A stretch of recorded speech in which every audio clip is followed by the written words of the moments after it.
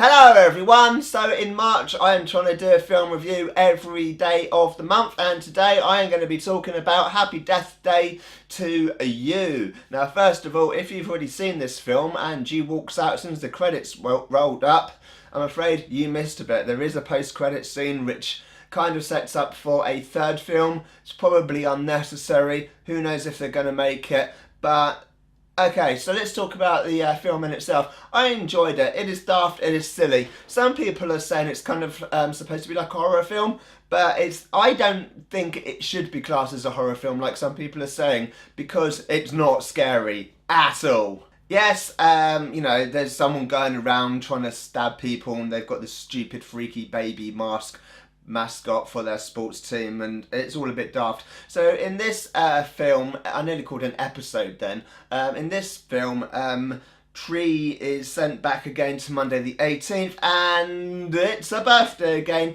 but she's in a different dimension. She has been transferred to a parallel universe, so everything's the same but a little bit different, and she has to then figure out how to break the loop again, and this time it's a bit sciencey. It kind of explains why she got stuck in a loop on the previous film as well. But yeah, I thought it was all right. I thought the acting was good. It was a laugh. It was just an enjoyable film. It is probably one of those throwaway films. You watch it and then forget about it. But while you're watching it, I thought it was mildly entertaining. I mean, as I say, sometimes I like to watch films just to forget about the stresses of the day, and if that's what you want, then this film is perfect for that. If you want an intellectual film that you're going to watch over and over and over again, probably not the best one. Any film that kind of tries to deal with like time travel or interdimensional stuff, they usually try and explain it and go really technical, or they just don't really bother, and this one just doesn't really bother. It's like, okay, they've built this device, it does this, accept it, okay, good, move on. So yeah, it starts out and you think it's going to be with one of the other characters called Ryan, because it starts off with him, you see him all through the beginning, and then he dies and then he loops, and then Tree explains to him what's going on, and then he looks like he's going to die again. Then there's a little bit of a twist, and then something silly happens and he activates the machine, and then Tree gets sent back, and then and that's basically it really. You think it's going to be with Ryan because he's kind of central to the opening bit of it, but then it quickly goes back to Tree and she has to figure it all out. And yeah, it's a good film. If you like the first one, then yeah, this works. I don't know if this would work quite as well if you haven't seen the original, because obviously she's repeating a day, although it's an alternate reality, it's a day that you've already seen much of in the original, so she's kind of expecting things to happen, and not everything happens exactly the way she thought it would. But there again, if you haven't seen the original, then you go straight into this one, and then you wouldn't really know what's happening anyway. Then you might be just as lost as what Tree is in the first place, so then it may be entertaining and worth watching.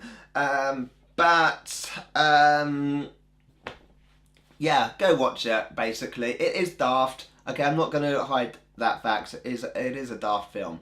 It is a very, very, very silly film. So Jessica Rothe, I think, did a really good job in this film. The one thing I would say, I mean, I don't want to sound ageist or anything, but she's like 31, portraying someone who's at university or college, whatever they call it in America. And there were a couple of scenes, and you can see, actually, do you know what? She is a little bit older than the person she's portraying. I mean, they always do this in American or just in films generally. Like, they always have like people in their early 20s playing school kids and stuff, because school kids in reality will probably have a face full of acne, and so they don't want that. It doesn't look good on camera.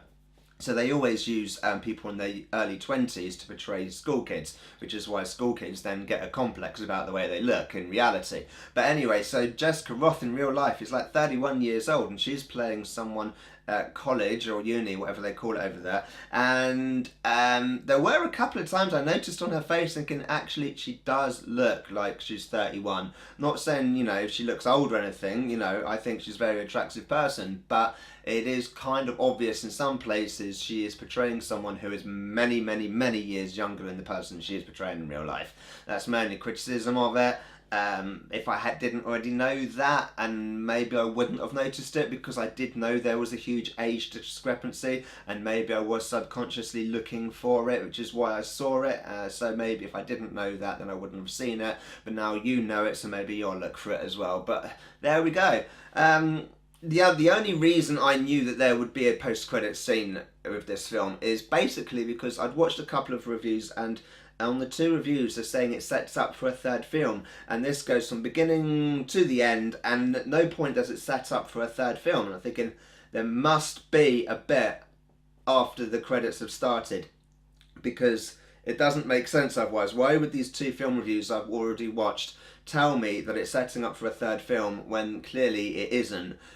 Some people had left the cinema, they're fools, and yeah, there's a post-credit scene which neatly sets up for a 3rd film, which looks silly. If they make it, it is going to be so silly, it is just going to be on anything. I'm not going to spoil it, but it's just going to really, is this needed? Is this necessary? Is it? Okay, I enjoyed the first one. I can't even remember if I did a film review for the first one on this channel.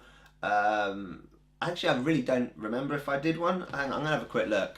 No, I didn't. I didn't make a film review for the original film. Okay, yeah, I like the original film. It's daft and it's mildly entertaining. Okay, that's my review for the original.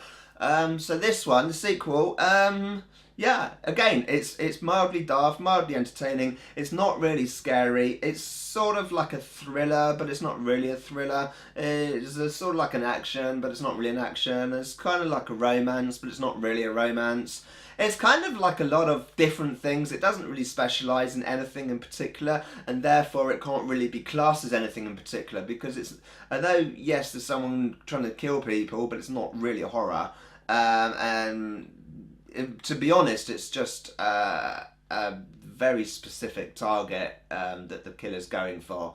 So it's not like everyone's like, oh, we're gonna die. And the one criticism I will have is like the head of the university is a dick.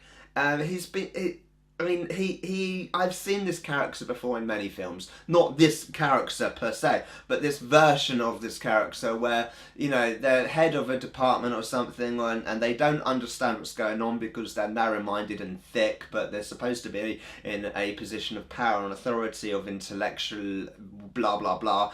But and then they like come in and they're like, oh, you've got to stop doing this, and you know, and shut it down and all that. Reminded me a little bit of the original Ghostbusters. But there's other films, there's numerous occasions, and they have no idea what they're talking about or what they're doing, and I just felt like, you know, this person is acting the way he is because he's written like that, and he can't help be like that because that's the way the script goes. It's a bit like bit from Last Action Hero, where Arnold Schwarzenegger's boss, whatever his name is all shouty and rah, and he's like that because he's been written like that. He can't help it. That's the way he's been written. It's the same as this. He can't help being an ignorant dick because that's the way he's been written. It's like the character is doomed to ever be an arsehole because that's how his script has been written. He can't help it.